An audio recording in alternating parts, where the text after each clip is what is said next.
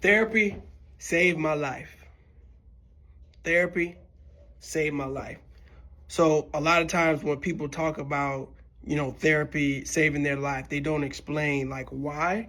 So in this video, I did want to kind of share how I feel like it saved my life. One is, and I don't want anyone to feel any kind of way about this, those that may see it. It felt like when I was asking for help from those that I considered they love me unconditionally, it felt like I got the same answer. I got the same answer all across the board. Oh, just pray about it. And if God will put it in your heart or take it out your heart, you'll be all good. And it just got to a point to where that was not enough. I knew something wasn't right, but I couldn't get down like to what the core of it was. I was too scared to even Google it because I heard so many horror stories about how when you Google certain ways you're feeling, it almost feels like what they tell you back is, oh, you're dying, right? And so I was like, no, that can't be it. But I knew something was wrong. I knew at that time I had a huge mental block. And so for those of you who've known me like for a long time, I've always operated from a place of abundance. I never really considered money like, and again, we ain't got it. It ain't like I'm out here balling or anything like that. It was just, I never felt like suffocation because of not having. I attribute that to having a great mother, who money was never really the focus. Like, I didn't even realize we were, I would say, below whatever you call mid-level until I would go see like other friends that might either have two-parent household or might be living a little better than us. But I never attributed that to like, oh man, if the money issue is her fault or anything like that. It was just like, I knew from the way I lived, it was like abundance mindset. And so I knew that once I started experiencing these feelings of like loss of self-worth, I felt like I was losing myself in who I was trying to become. And like I really needed to take a moment to just kind of sit with it and be like, okay, what is going on? Like, why am I feeling this way? At that time, I was feeling all this weight. It felt like the weight of the world was on my shoulders. Like literally, I just felt like I could not think. I could not think clearly for the life of me. And for someone who's always been creative, that's when I kind of knew like something was wrong. Because I mean, since 9, I've been writing books and always had a creative mindset. So always thinking, always what's the next thing.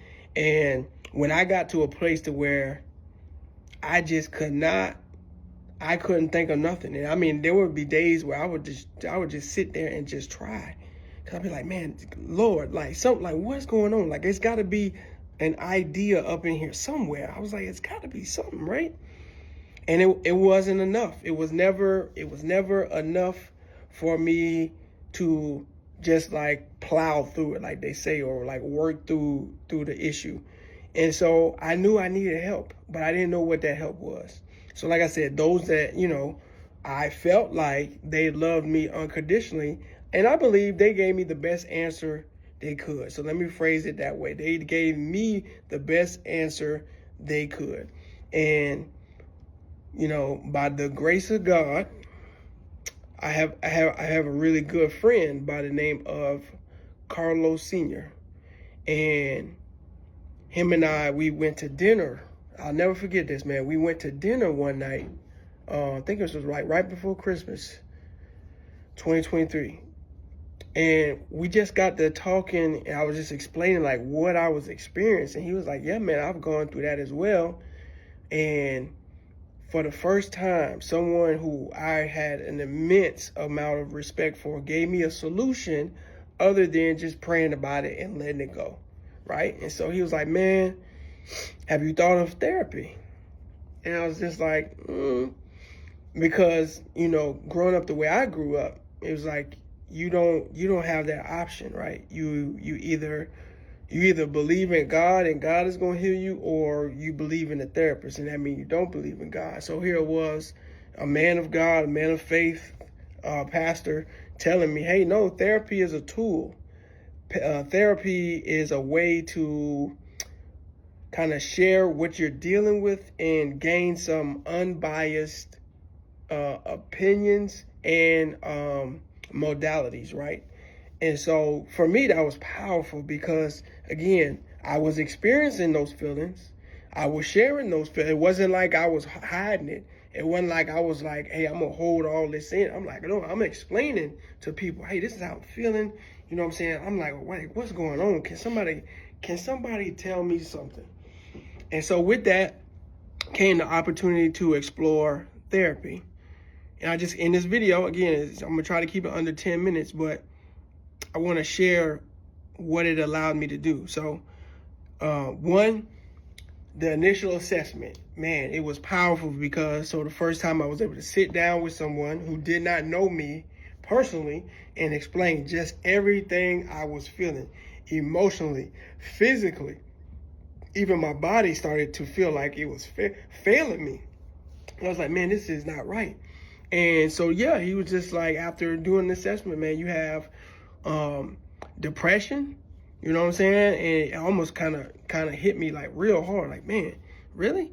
So you got depression, anxiety, and struggles with self-worth, right? And so, but I'm just telling you that initial session, the assessment, it allowed me to kind of take all this pressure off of me, like, okay, all right, ain't nothing wrong with me. You know what I'm saying? This is where I'm at in life. This is how. So I'm like, Doc, okay, what's the plan? Well, how do we fix this? What's like, because I'm not on that victim, we staying here forever. It's like, what's the next move? Well, you know, we go on to the next session and, you know, we just keep moving from there. And what I would say the thing that really helped me the most was coming up with strategies that I can use on the day-to-day. I'm still using those strategies now to make sure that I'm focused on myself, my self-worth, self-care. And I'm going to share this and then I'm going to close it out. One of the hardest questions for me to answer from these therapy sessions, and we had to go through multiple for me to come up, and I still couldn't even find the answer in the session. He was like, well, I hear all these amazing things that you're doing for everybody else. And it sounds like you've been doing it since you were like 12, 13 years old. But he's like, so what are you doing for yourself? And I was like, you know, I explained all these things that I was still doing in collaboration with other people. But he's like, no. Those are things you're doing to please everybody else, but what are you pleasing and doing for yourself? And he kind of explained how, hey man, you know, for me, it's going to play golf. I'll go play golf by myself. And it's not about being around other people. It's about, hey, this is what I would like to do for my enjoyment. And when I tell you, man, that hit me so hard because, again, I had been living this long life. I'm 39 years old at the time, and I could not explain for the life of me what I, Duvet Weaver Senior, enjoy doing for myself, like not with in conjunction with anybody else, just for myself. And when I tell you this self-discovery over the past 7 months, man, has just been like beautiful, finding out things that I like that I didn't even know I liked, trying new things, trying new drinks, trying new foods, meeting new people, going to different cities, being more open to collaboration, and even more so than I was before, and also still having that level of discernment to know, like, hey, everybody ain't for you. And so I want to share this because I feel like there are some people out there struggling, man, like, and they just need a real talk with somebody. So I'm a big advocate for mental health. I'm a big advocate for at least going to see a therapist initially and seeing, like, hey, maybe just get the diagnosis, see. And then if you don't jive with that person initially, man, keep looking. Try to find that person. You got to be able to have an outlet to where you can share what you're going through. And it is not, and this is one thing I learned, it is not something that you can dump on other people, because other people are actually going through either something similar or sometimes worse, or whatever it is, they going through something as well. So sometimes they don't have the capacity to be dealing with their problems and try to hear what your problems are too, and try to provide you a solution, right? So the therapist is there as the tool. It's like my brother said, Carlos, it's like a tool.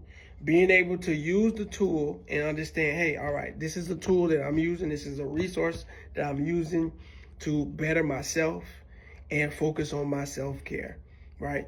And so again, I wanted to share this video with you guys because I know it's a touchy subject. You know, people probably, some of these big names out here saying silly stuff, like, oh, you don't need a therapist, or you don't need this, you know, like mental health ain't real. No, it is. And you need to take care of yourself, right? If you can't take care of yourself, how can you expect to take care of others? Okay? So this is Coach D, man. I'm telling you, you can do it. You can do anything you put your mind to. I'm telling you, I'm living proof. We out here, no, we ain't making the millions yet.